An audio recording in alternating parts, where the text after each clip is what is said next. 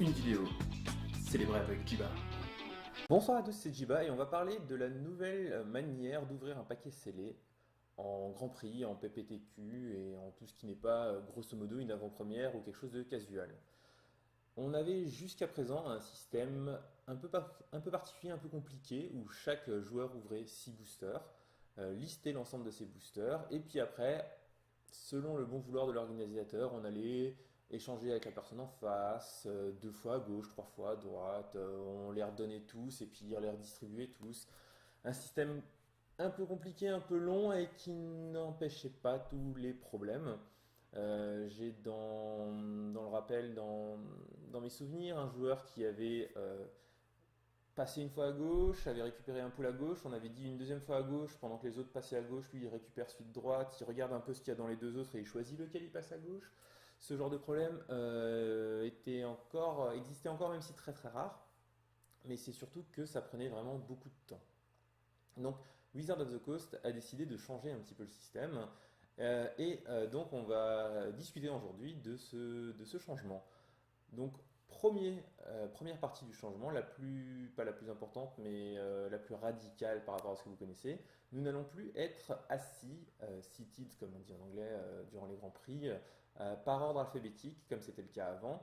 C'est beaucoup plus simple pour les arbitres ensuite pour mélanger, pour récupérer les listes et les trier. C'est beaucoup plus facile pour les tricheurs aussi de tricher. Donc maintenant, on va être assis de manière aléatoire, comme si on commençait une ronde, mais notre adversaire en face ne sera pas notre adversaire. On va chacun être donné 6 boosters qui auront une marque particulière. Ici, vous pouvez voir un petit poinçon en forme d'étoile. Je ne sais pas si ça se voit bien à la caméra, si ça se voit pas trop mal. Voilà. Ne vous inquiétez pas, aucun booster n'a été maltraité durant l'opération. Le joueur qu'on va appeler le joueur A va ouvrir ses 6 boosters.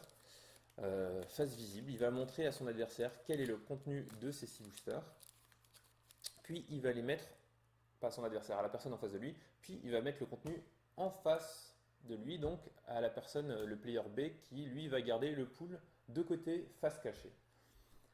Donc un joueur ouvre, les deux joueurs, pendant qu'un joueur ouvre, les deux joueurs regardent l'intérieur du booster, tout ce qui se passe, les rares, les foils, enfin qu'ils aient un aperçu global de ce qu'il y a dans le booster et qu'on puisse se rappeler éventuellement si jamais il y a un litige ensuite. Puis, une fois que le joueur qui ouvre a fini d'ouvrir toutes ses cartes, que les deux joueurs sont bien d'accord, il pose les cartes en face, donc devant le joueur B qui lui va les mettre de côté pour pouvoir les lister après. On va continuer dans l'autre sens, le joueur B va ouvrir ses 6 boosters, ils vont les regarder ensemble avec le joueur A, puis une fois qu'ils seront d'accord, il va les donner au joueur A face cachée pour que le joueur A puisse lister. Une fois que les deux joueurs auront listé, ils vont se rendre les decks, donc ceux que chaque joueur a ouverts, donc on va jouer avec les cartes qu'on a ouvertes, donc on va pouvoir juste jouer directement ensuite. Ça va être beaucoup plus rapide au final que la technique actuelle. Il y a un petit bémol dont les gens parlent, ils ont peur que le joueur A ait un peu plus de temps pour réfléchir à son deck, puisqu'il va avoir vu ses cartes en premier, etc. Cela dit, en général, sur un grand prix, il est quand même assez rare qu'on n'ait pas le temps de finir de builder son paquet, ce soit dans un grand prix ou dans un PPTQ aussi d'ailleurs. Du coup, je pense pas que ce soit un vrai problème. Je pense que le système est beaucoup plus rapide qu'avant, beaucoup plus pratique.